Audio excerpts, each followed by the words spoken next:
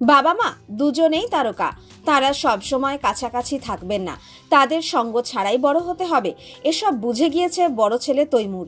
সে তার বয়সের তুলনায় অনেকটা এগিয়ে, জানেন মা করিনা কাপুর।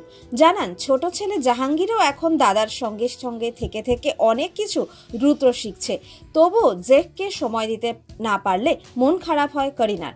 সম্প্রতি এক সাক্ষাৎকারে অভিনেত্রী জানান জেহের জীবনের প্রথম কনসার্টে থাকতে পারেননি করিনা, তার জন্য অপরাধ বোধে ভোগেন তিনি।